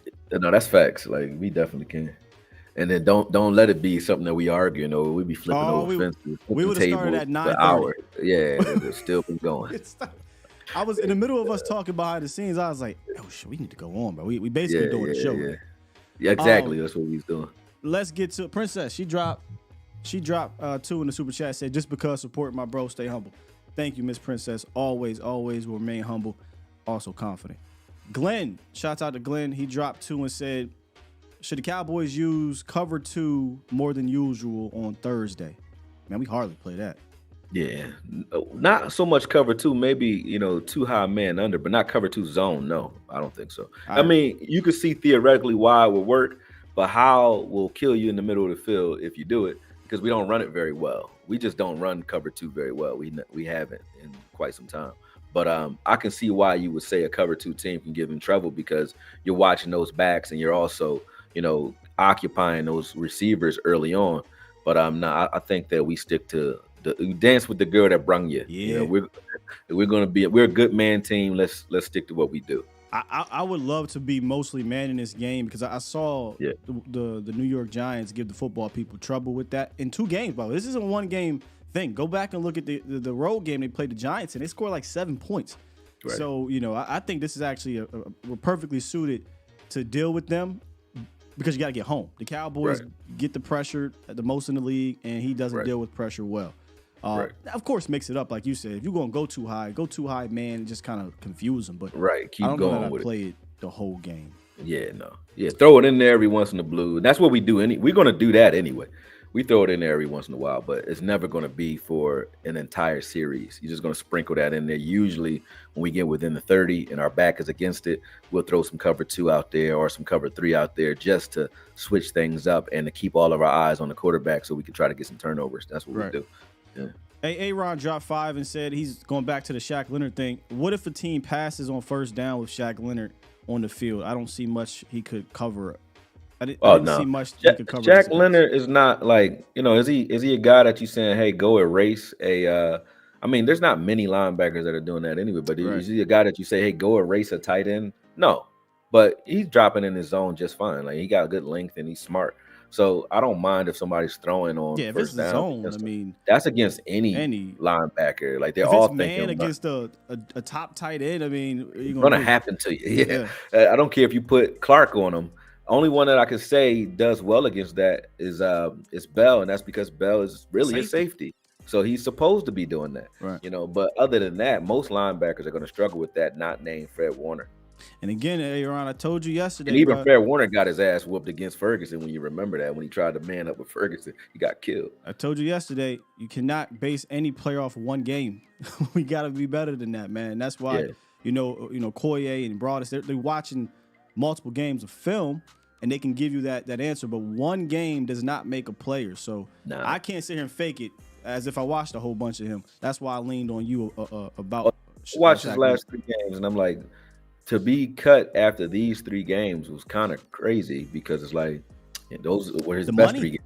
Those are his best 3 games. I'm like, yo, he been playing good the last 3 games. So, if you're getting 10 tackles as a linebacker and you're not even the focal point, that tells you everything you need to know. But what probably happened as well is because of the way he's been playing those 3 games, the noise in the locker room from him probably got a little louder. Like, hey, I mean, see what I'm doing. He all but called out Gus Bradley, bro. Yeah, why am I coming off the field if you see me getting 10 tackles a game? Yeah. What we pulling me off the field for? You see me breaking plays up, calling stuff out, showing you that I know what I'm doing. I'm back to mid-season form. Why are you pulling me out the game on 3rd downs now? And then they're getting killed. It's not like they pulling him out and these guys are flying around making plays when he's not in there. No, they're pulling him out and they're getting gashed on 3rd downs at that. So it's like, I would argue too if I was him, to be honest with you. So yeah, I get it. Yeah. Where's it at? I just missed it. Oh, somebody said, ask Akoye, how do the Commanders do against tight ends? It's so funny you actually asked that because I looked that up yesterday. I didn't look up the stats, but they're actually pretty decent. Yeah, I didn't watch the film on defense this week for the Commanders. So I really couldn't tell you how they try to take a tight end away. I was watching the offense, so you got to lean on Sky on that question. To be honest, ask Sky on that one. He'll tell you. I tell you this, I think it's because they're susceptible with wide receivers. I don't think it's a situation where they got some tight end stopper. Jamin Davis is athletic and whatnot, but if you were say a team that forced the ball to your tight end in that manner, and you got a guy, in my opinion, Jake Ferguson, that you could do that to, I think you can have success in the middle of the field because, like I said, that zone defense is the width of it is. I don't know, man. They just don't play it well. Too many windows. Yeah, they just don't play it well. So if they wanted to, I think they'd be fine. But to me, I'm coming into this game. CeeDee Lamb, Brandon Cooks, let's try to get y'all going. And then as soon as you forget about them, whoop, there you go with Jake Ferguson right behind him. Even, honestly, I seen some plays where and in that Giants game, Tony Pollard out the backfield could get busy if they wanted to. We haven't really featured him in that way, but they can get some matchup problems with Tony Pollard at the backfield as well, man. Let's see.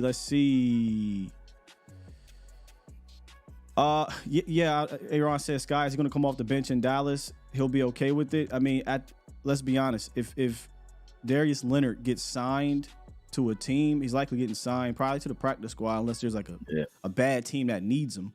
And then you work your way up. He's probably not going to start right away for any team. He's probably not even going to play. You're going to see a lot of – if he came here, it'd be the playoffs, like you said. Like, you would get him ready for the end of the season. Wherever Leonard goes, he understands that, okay, I need to be here, make a good name of myself for whatever role I'm in because I know I'm going to be a free agent later. Yeah. So appreciate Coach Marv. He dropped $2 in the super chat and says, salute, fellas. Thank you, sir. Appreciate you, man. Salute, Coach. What's the most overrated/underrated Thanksgiving dish? Most overrated, underrated Thanksgiving dish? So the most overrated to me is turkey. I don't like turkey that much. That's actually regular turkey. But see, shouts out fried to turkey. Fried turkey. He put that's me on, different. Yeah, we did fried turkey back home for years after my old head. If you could do it without blowing something up, every fried turkey is dangerous. You know what I mean? But it's good. Underrated. For me, this might sound crazy because I used to hate it as a kid, right? At least early on. But stuffing, man. Oh, no, you agree with me. That's 100%. I was going to say that. Stuffing is the most underrated. That's my favorite part of a dish because that was the only thing that made that dry-ass turkey taste good was cranberry sauce or some stuffing made it taste good. I don't even allow my family to cook turkey on things. We cook big-ass tomahawk steaks and some lobster. Like, I don't want no turkey, man. I don't want no turkey. Does your family make deviled eggs for Thanksgiving? Yeah, my uncle that raised me was like my pop. He passed away. He used to make the best deviled eggs. My mom did. That was his thing. Yeah, my mom make them so good. Anytime she come in town, Yeah. I get all. Hey, you gotta make some deviled eggs. You can't Yeah. leave here without Yeah. making me some deviled Yeah. eggs, man. Yeah. So to me, Yeah. stuffing and deviled eggs, Yeah, most there you go. underrated, bro. For sure. I agree. But I done broke tradition now. It's like, give me some Cornish hens if you want some pheasant.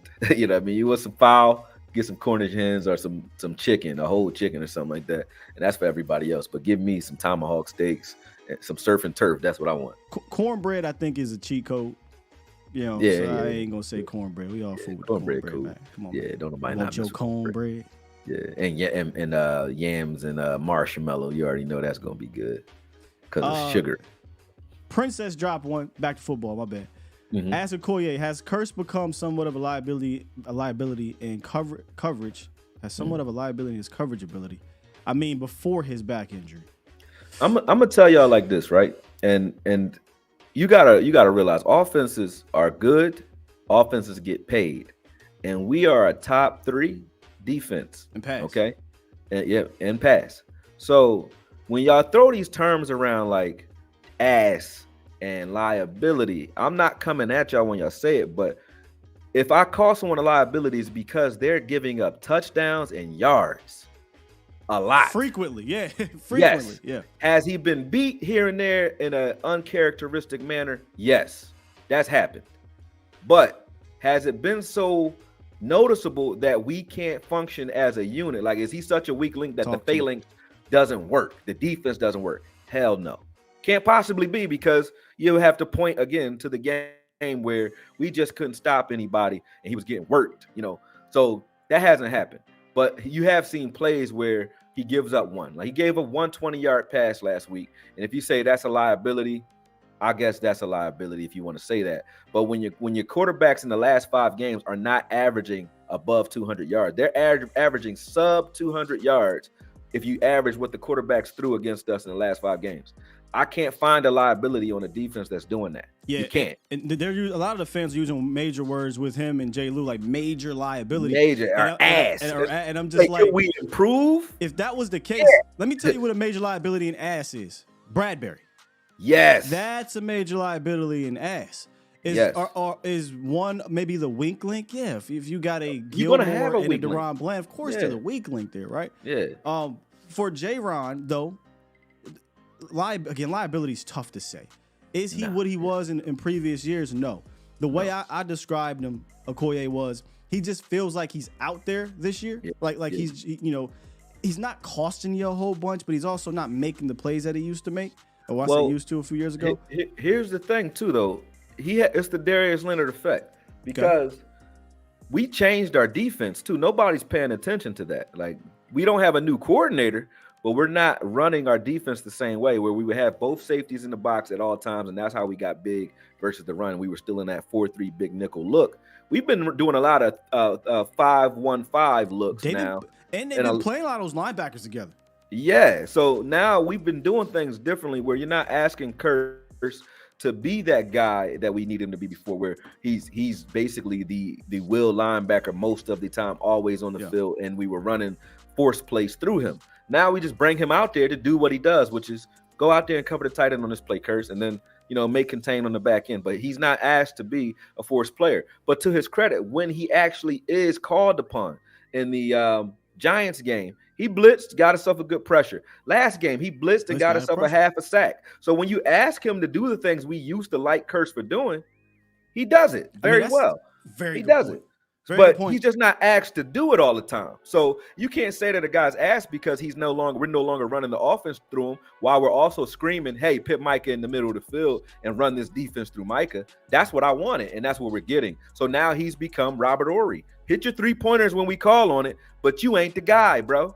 Hit the 3-pointer, and he does that. And he Make might the have tackle issue when with we that. need it, blitz when we need it, but we're not dialing up plays like, let's get Curse in the rhythm. We're trying to get Micah Parsons around and move him around. Then every once in a while, we'll let somebody else take a turn over the center in the A gap, like Dorrance got one from there, D-Law got one from there, just to make it fair. They'll do that and put Micah in the B gap somewhere else, a 3-tech, something like that, or 3-tech, 4-tech, whatever. But that's what we're doing now. The whole offense is musical chairs, Micah Parsons in the front 7. That's what we're doing. So everyone else is a role player up there now. It's no longer, hey, each one of you guys on the back end are the guy, and Micah is just going to be over here on the edge. Another player that's suffering from that same fate, in my opinion, is Dono. Last year, Donovan Wilson was actually like your sixth pass rusher sometimes, or your fifth pass rusher, and he did it at a high rate. He blitzed 30 times last season. 30, and he had 5 sacks, which was right up there tops in the league for safeties. This year, Akoye, he's blitzed 7 times. Yeah. So you see it.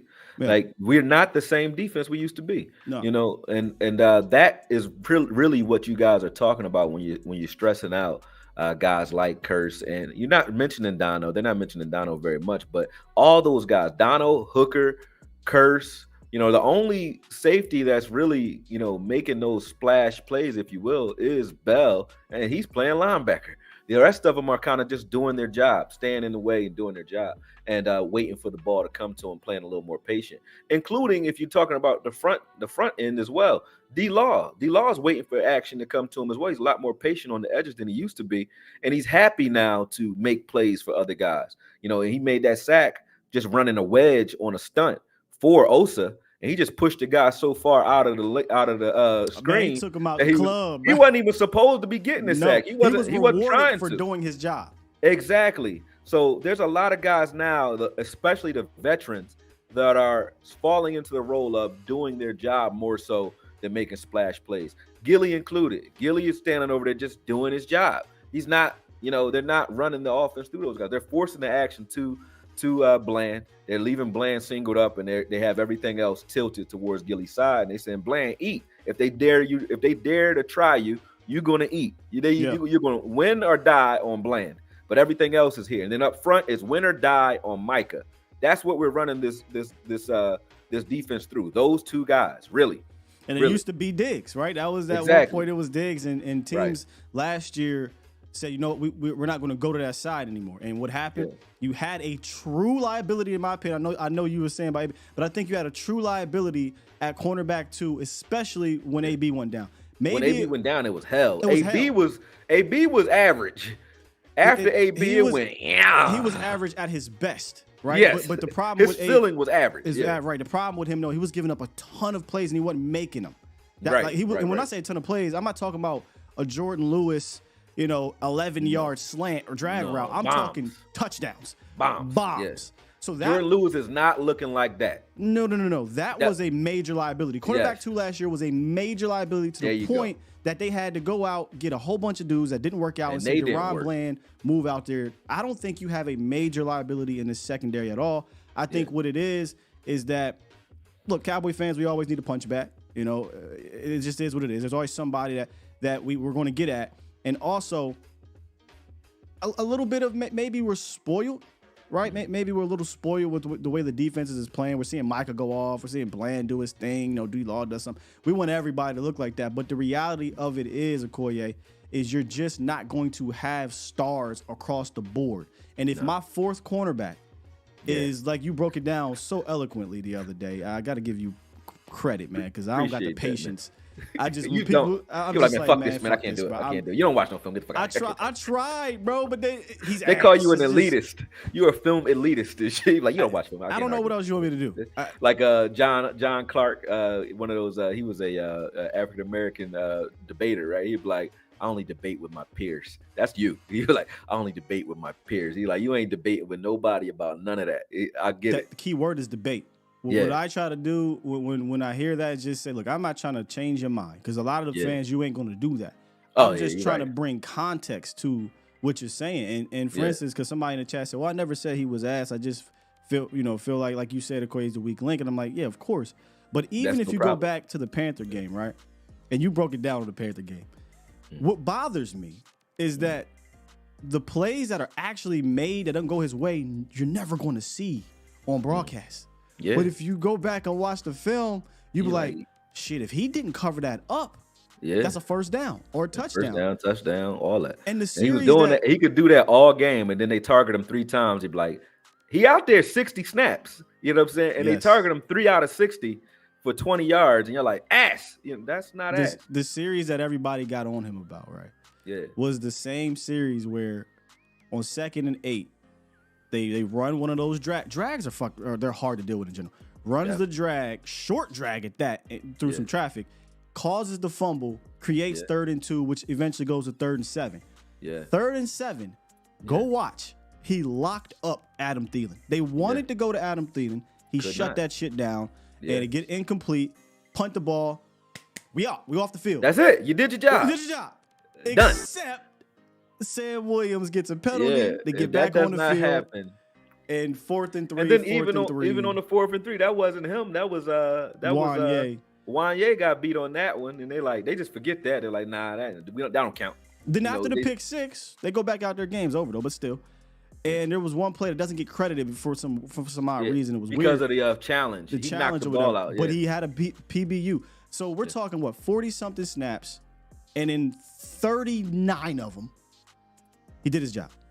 And he had a forced fumble and a pass breakup. Look, man. That's a good game for your nickel guy. And if y'all you recover that fumble, go get his ass. If we recover that fumble, fuck just stopping them on 2nd and 8. If we recover the fumble, then everybody's like, oh, great play, Lewis. Yeah. A forced fumble is a good play no matter what. So he forced the fumble. It doesn't matter that we didn't get it. He forced the fumble. That's a great play. So if my 4th corner is giving me a play against a number 1 receiver, 30 yards, he's giving up 30 yards and a forced fumble. Give up 33 yards in that game. 33 yards on 3 receptions, a forced fumble, and a pass breakup.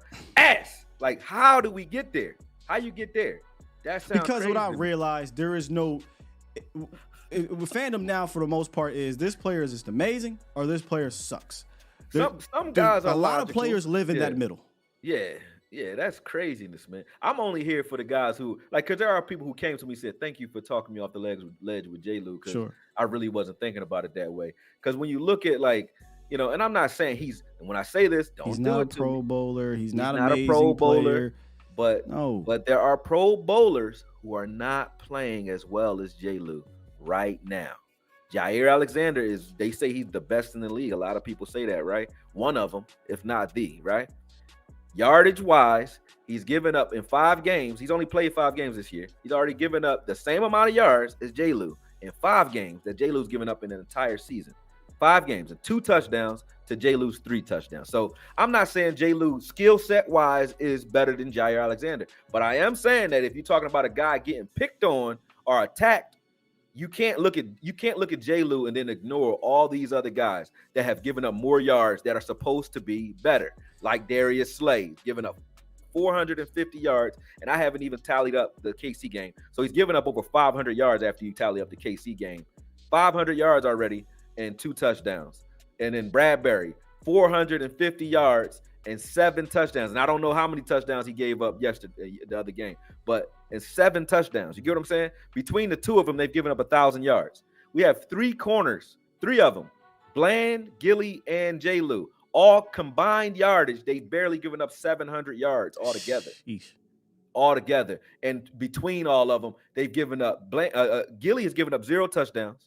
No, he got a couple times.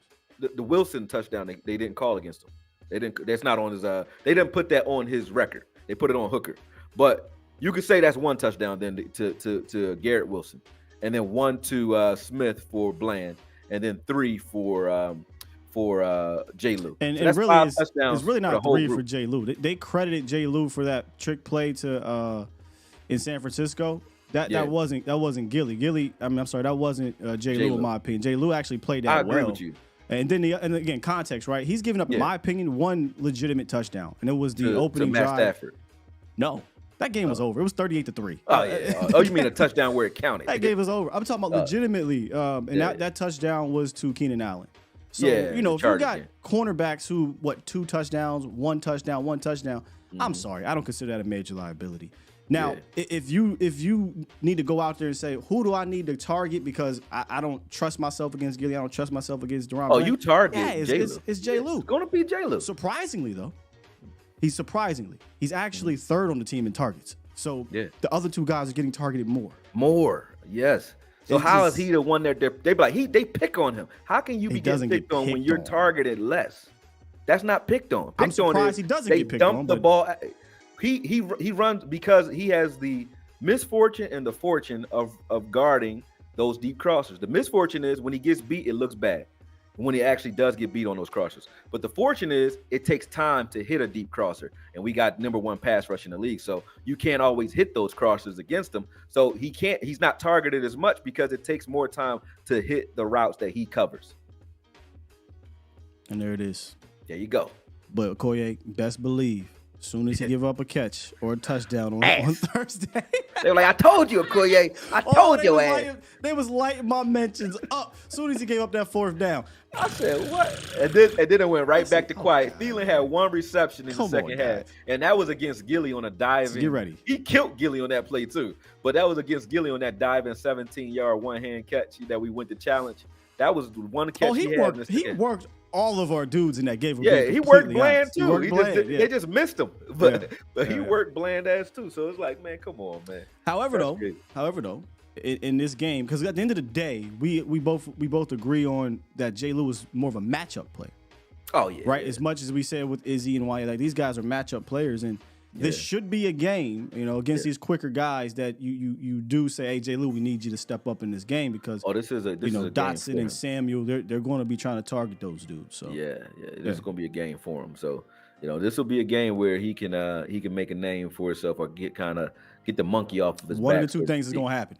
Yeah, he's either they're going to hate you. They're either going to hate you or love you after this game. Because the eyes are on you. We know the attention is on them. Yeah. So it's 100%. On.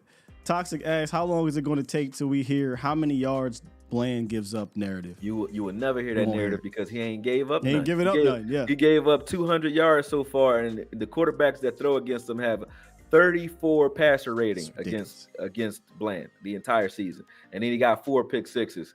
So you ain't never going to hear it because he got more touchdowns than a lot of receivers in this league right now and running backs. So you ain't never going to hear that. I said this yesterday in the Akoye. I want to know how you feel.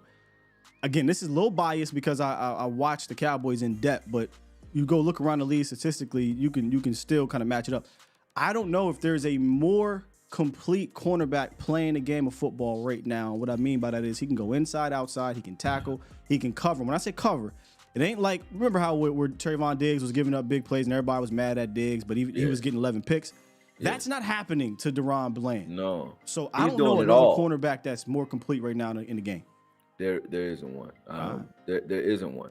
I looked at because the closest thing to him is Denzel Ward right now, right? Denzel Ward, when you target him, he has 55. You have a 55 passer rating against him. Denzel Ward can tackle. Denzel Ward he travels. He does everything, right?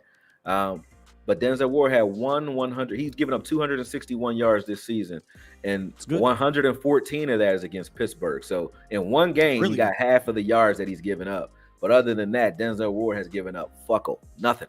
So other than and he got paid, so he rightfully so, he should be up there, right? He should be up there, but he's still not better than Bland this season.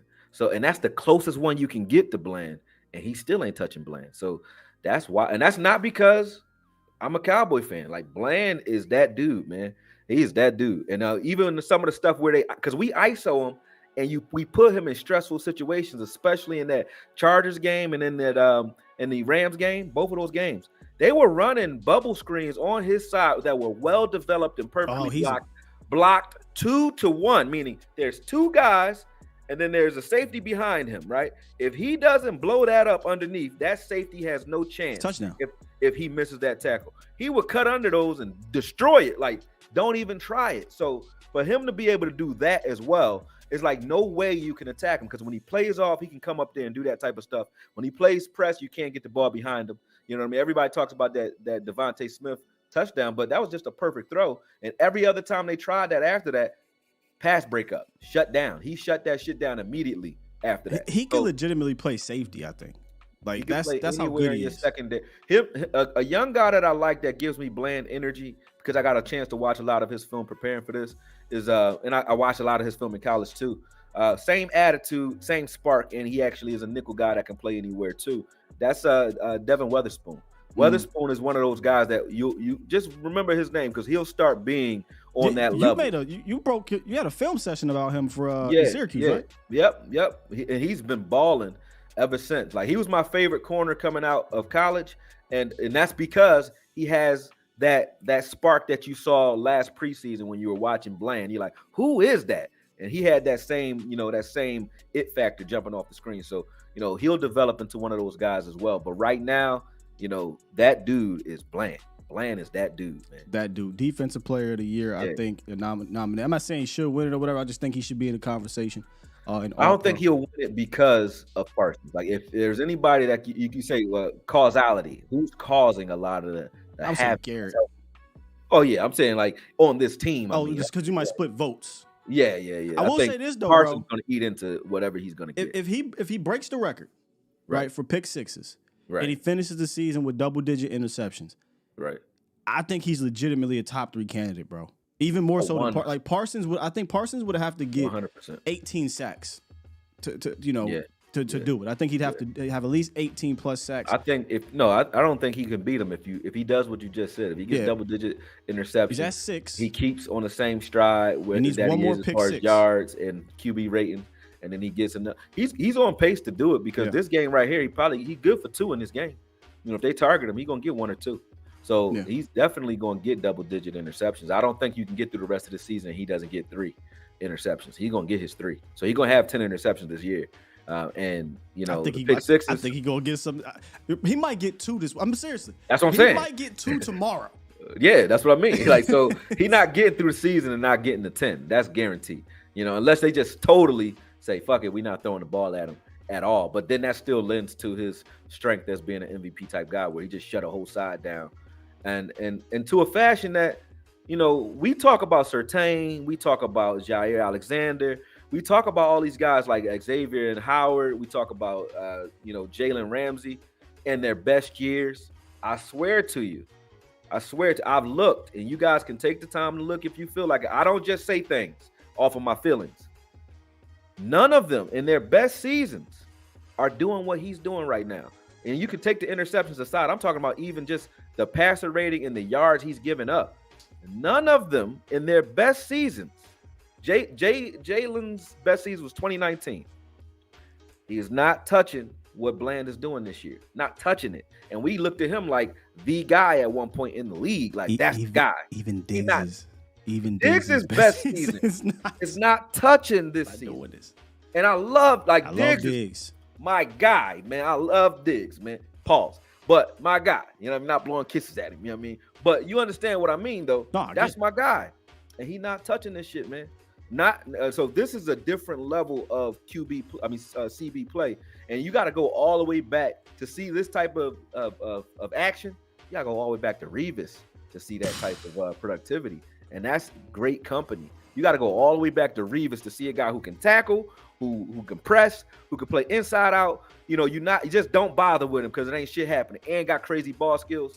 You got to go all the way back to Revis to see this type of productivity. All the way back. Man, got me fired up. As you was talking about him, I was thinking of to close out the show, one final thing here.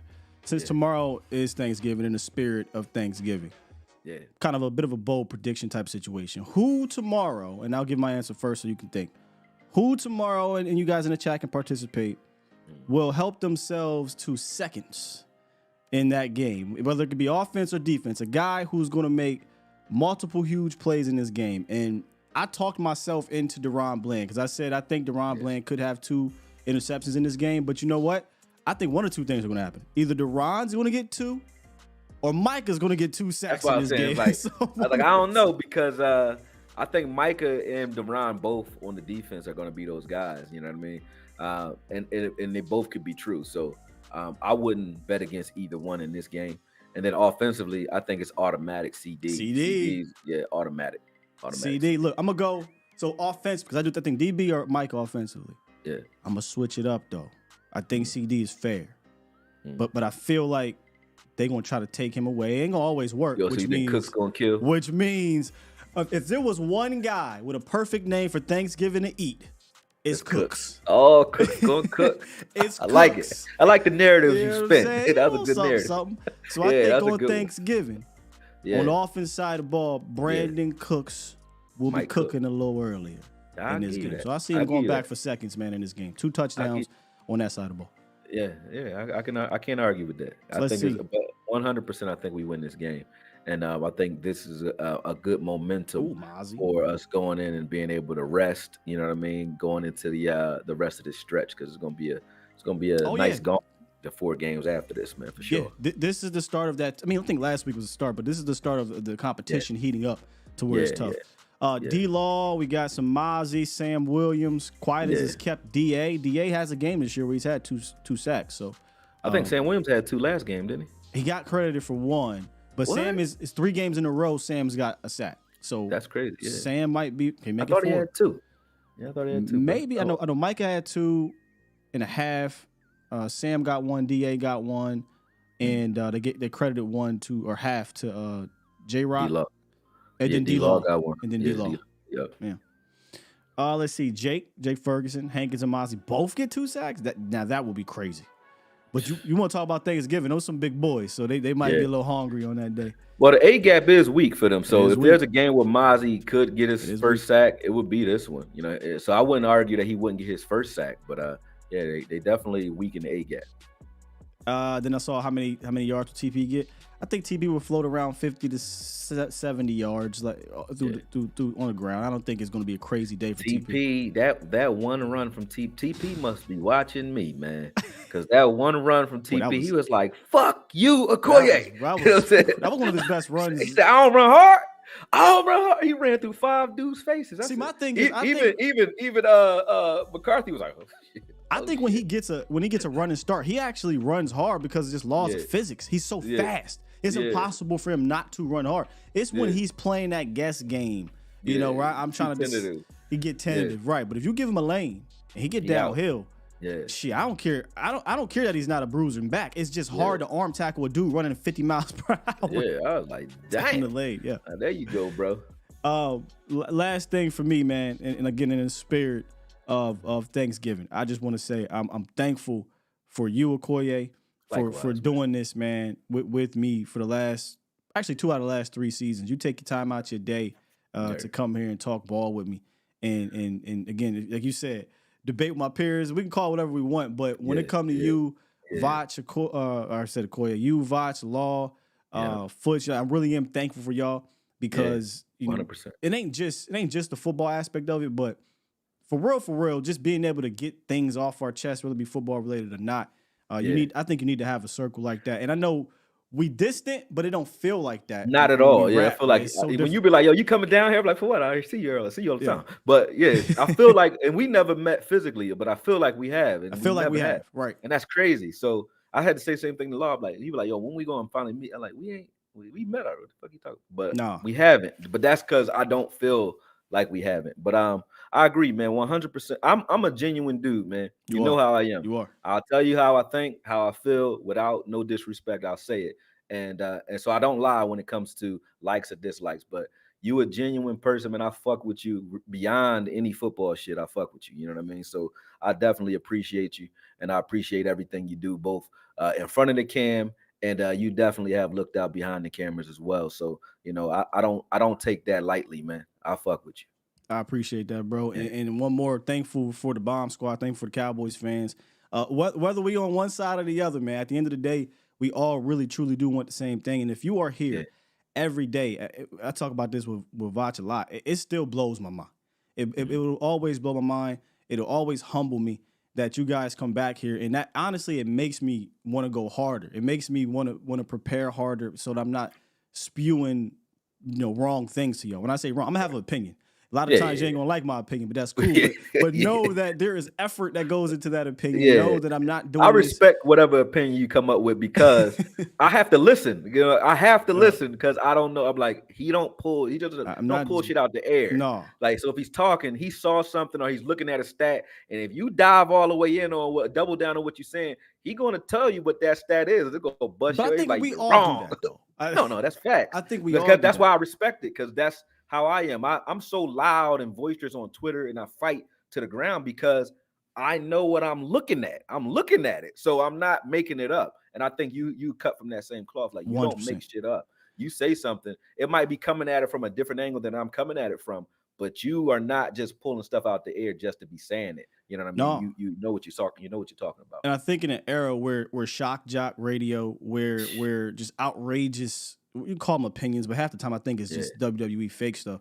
Where that is kind of dominating the airwaves to have damn near 700 people up in here at 8:30 in the morning to rap to us for 2.5 hours or whatever it's 2 hours. I mean, that's what I lean on. I honestly can care less if it's 1 million people because I know in order to do that, you have to go a certain way. You have to act a certain way or be a certain way. I always tell my audience, I can't fake the funk. No, cannot do it. So I wouldn't respect. I would call you if you did. I'll call you out on it live if we did that. Like, God, what you doing, man? That's what I do to Voch. That's why. See, people are like you and Voch. I'm like Voch. Now you know I can't let you say that now, Voch. Yeah, come on. No. Stop that shit. That's what's dope about us.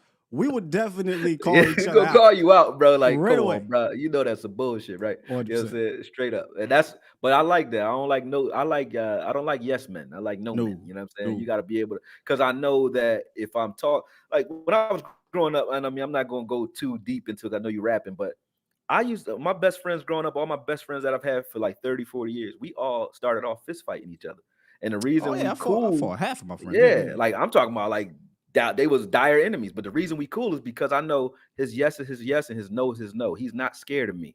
So when he tells me something and when we talking, he telling me the truth because he's not saying it because he's trying to be cool with me. He don't care. He'll punch me in my face. And he's not saying it because he's trying to, get something from it. He don't give a shit. You know what I mean? Those are the people that I've always gravitated to. Even teachers, like if you an asshole teacher that's hard to pass, I passed those classes and I failed the easy ones. You know what I'm saying? I failed gym, shit like that, because I don't give a fuck. I'm like, fuck this class. I'm cutting. I'm smoking today. You know what I'm saying? That's the way. You got to keep that in the talk. I fell gym. I was athletic as hell. I was on the football team, so I was athletic as hell. I just fell because I'm not there. I'm never there. I'm cutting this class. You know what I'm saying? So easy classes I cut. But if you one of those people that's gonna give resistance, I've always respected that. Yeah, 100%, man, 100%. Yeah. All right, man. That was funny though. You failed gym, Akoye. Yeah, I failed gym. That was the one class I was always looking forward to. Right? Everybody, because y'all want to play ball. I was like, I'm out, man. I'll see y'all at football practice. Funny story about gym. I can't remember if it was my senior year or junior year. I think we actually carried this over from junior to senior year. So at gym class, what our gym teacher decided to do was he said, look, we're gonna pick teams on the first day, and so that we don't have to waste time picking teams every time, this is the teams for the whole year, right? Yeah. So we get to picking, right? And we didn't even think about it till at the end of the thing. It was the brothers. but on the brother team, right? We had one white dude, right? Right. So we came up with a name. He was your Larry Bird. He was mousing the house in it. You know what I'm saying? We came up with a name for our squad. We called our squad the M&Ms. Yeah. The minority and Eminem. That's what we called ourselves. So the whole year, the M&Ms versus whoever, right? The minorities and Eminem versus whoever. It was interesting, but man, I love Jim. The M&Ms. M&Ms, yeah. That's good, man. All right, y'all. Look, we're gonna get up out of here. It's tomorrow. I'll be back here tomorrow, by the way. Me and Jesse, we'll be doing Game Day Live pregame. Shout out to Jesse, halftime, too, man. I love y'all show. Yeah. Yep. But yeah, man. Have fun with it. Eat. Be merry. Be with the family. Have some fun, man. And I'll see you next week, man. Let's win. Let's do it, man. With that said, Cowboys Nation, I'm gonna press the button, right? But then I'm gonna send us out here the same way I came in with this thing. Push the goddamn button. Beans, tomatoes. Yep. Look!